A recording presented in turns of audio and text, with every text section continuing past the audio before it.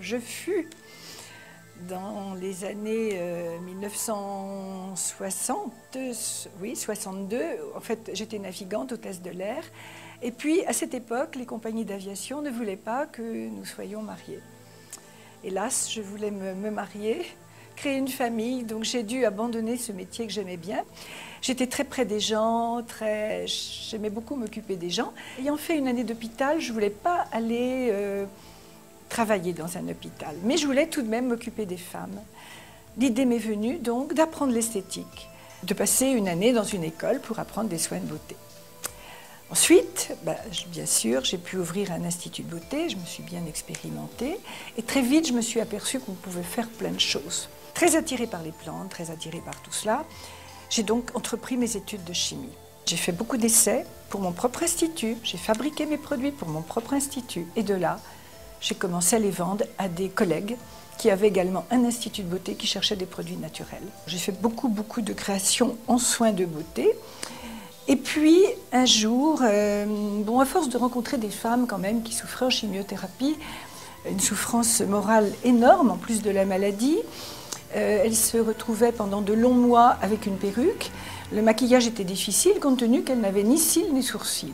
Et mon idée est venue à l'époque de chercher pour elles un maquillage qui puisse, pendant quelques mois, leur donner un aspect plus naturel au visage, c'est-à-dire créer des sourcils et essayer que ce soit absolument très naturel. Donc, j'ai fait des préparations et j'ai lancé en 1985.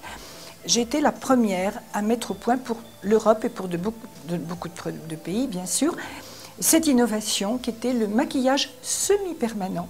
Car je ne voulais pas que ce soit un tatouage. Je voulais que, même si nous le faisions à une femme, que ça tienne, mettons, maximum 2-3 ans, que ça s'estompe progressivement.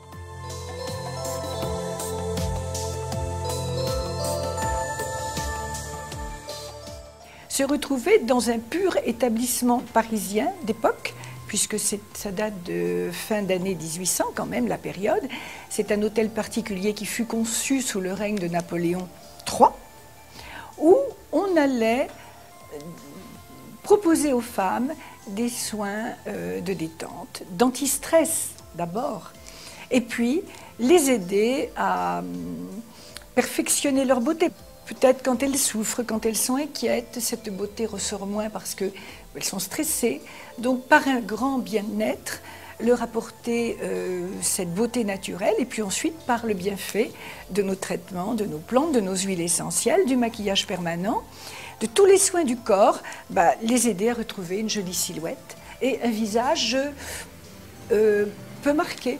Le premier pays avec lequel, où Carole Franck est plus connue qu'en France, il y a 2 pays principaux, la Chine, enfin même 3, la Chine, le Japon et la Malaisie. L'avenir, c'est de continuer à développer ce spa parisien qui est un emblème pour toutes ces étrangères et toutes nos Françaises qui viennent, que ce soit des Parisiennes, de la banlieue et de la province. Mais ce spa a vraiment une importance. Et en plus, dans ce spa, nous avons des salles de formation où nous faisons de la formation tous les lundis, 1 semaine par mois, aux esthéticiennes et aux pharmaciens.